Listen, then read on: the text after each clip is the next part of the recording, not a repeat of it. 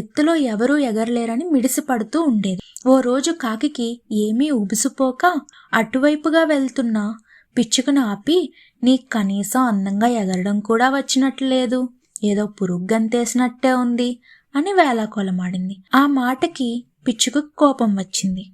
దాంతో అది, నేను నీలాగే ఎగరాల్సిన అవసరం లేదు, ఎవరి సామర్థ్యం వాళ్ళది అంది. అయితే నాతో పందెం కాసి నీ సామర్థ్యంతో నన్ను ఓడించి చూద్దాం అంది కాకి.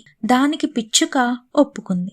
అక్కడున్న మిగతా చిన్న పక్షులన్నీ న్యాయ నిర్ణేతగా ఉంటామన్నాయి. ఇప్పుడు మనం ఉన్న మద్ది చెట్టుతో మొదలుపెట్టి మధ్యలో ఉన్న రావి చెట్టు, ఆ తర్వాత వచ్చే జడలమర్రిని దాటుకొని మళ్ళీ ఇక్కడికే రావాలి, ముందొచ్చే వాళ్లే విజేత అని ప్రకటించాయి. పందెం మొదలైందో లేదో కాకి సర్రున రావి చెట్టు దాటి మర్రిమాన్లోకి దూసుకెళ్లిపోయింది.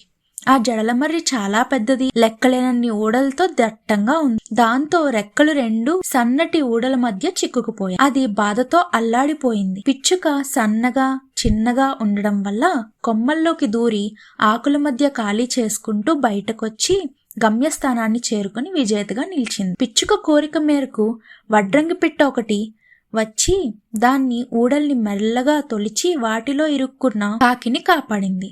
దాంతో ప్రకృతిలో ఎవ్వరూ ఎక్కువ తక్కువ కాదని తెలుసుకున్న కాకి మరెప్పుడూ గర్వపడలేదు, ఎవ్వరిని చిన్నబుచ్చలేదు.